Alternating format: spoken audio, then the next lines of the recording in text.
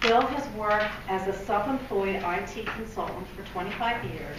He joined Toastmasters 5 years ago, and his current position is District 38 Open House Coordinator. His previous positions were Club President, Area Governor, and Division Governor. And his next goal is achieving the High Performance Leadership Award. He will be getting his speech out of the Humorous Speech Manual, Project 1, and be evaluated by Steve Adler.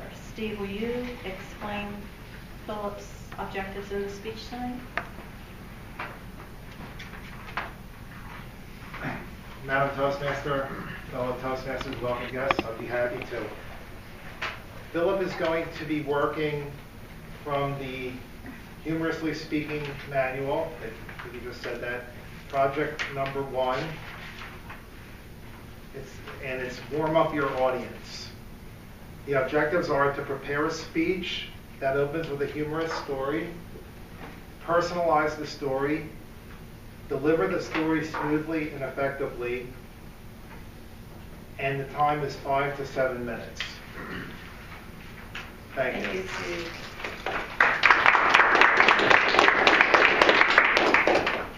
Please join me in welcoming Bill in Learning to Fly.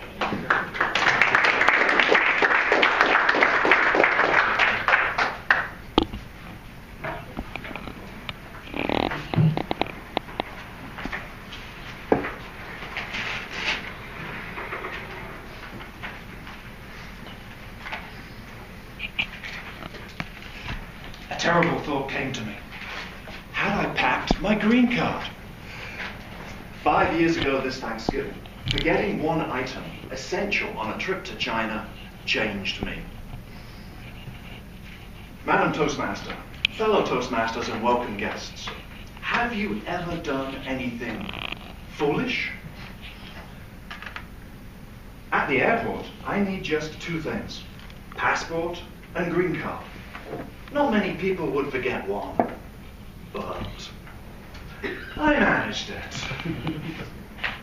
You should have been with me the night before at my house when I was packing far too hurriedly.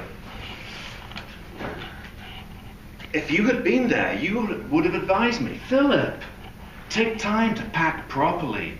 It's foolish not to. It took Marco Polo 3 years to reach China. These days we can fly there in 16 hours. Flying is wonderful, wonderful, but it has its ups and downs. It's decision time for my girlfriend and I. Melanie nods and I turn our Saab around. The faster I drive home, the faster the snow falls. The Saab has 6 cylinders, and I'm determined to use all of them. We're outside our development. I can see our house. I'm just about to go in the entrance when Mel says, use the exit. I don't understand. So I drive in to snow. Oh, lots of snow. Mel holds my hand and whispers, use the exit. Our car is in a huge snow pile blocking the development entrance. I can't speak Swedish, but I know what Saab means. 20 minutes to uncover the car. Oh, my fault. We should have flown home. We resume our trip, but by now it's later on Thanksgiving morning, and the traffic is unbelievable as I inch our way forwards into a crowded parking lot, 50 miles long, called the New Jersey Turnpike. I have the time for 2 idle thoughts.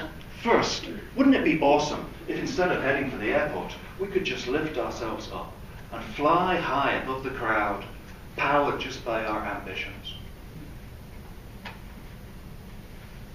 I'm thinking, if we go any slower and Marco Polo were to set off today, he'll get there before us.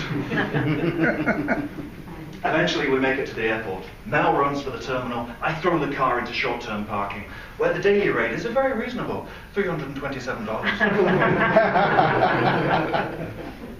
Miss, At check-in, there's just one agent, reeking of stale perfume. This is Eau de Toilette. From the toilette. Philip and Melanie, the baggage desk for your flight closed a minute ago. Miss, please ask them to reopen the desk. It's closed. Continental Airlines has some of the best customer service agents in the industry. But this isn't one of them. Miss, please ask them to reopen the desk. No. Miss, please. No. This airline employee is a plain talker. Philip and Melanie, you can either come back tomorrow, or you can go today without your bags. Mel, we don't need bags. China is known for making clothes. Do you think she agreed to fly without her bags? Of course not. As we head home for the second time that day, the temperature outside the car is 30 degrees, and inside with the heating on, it's minus 3,000. And that's on the warm side where I'm sitting. I decide to apply my Toastmaster skills, starting at Project 1, the icebreaker. Mel, I admit the reason we didn't meet the flight is because of my time management skills. Because in that moment, it's obvious to me. I can't deny it any longer. The reason why we're stuck on the ground and not flying high is because of an atrocious time management bad habit of mine. And I'll risk saying that everyone in this room has a habit like that, a habit that holds them back and keeps them down. That evening, it's time for our Thanksgiving dinner. She doesn't feel like turkey. I feel like a turkey. And we know the turkey is a flightless bird. But I really want to fly. So I say to Mel, in the book I'm reading about self-improvement, the advice is that none of us can ever change a bad habit unless we apply a counteracting force. I promise to set the alarm earlier, to arrive sooner, and to track being on time. The next day, we're early. I can park in the long-term lot, so I only need a small loan. Miss Eau de Toilette is absent. She's probably in that hangar where they wash 747s.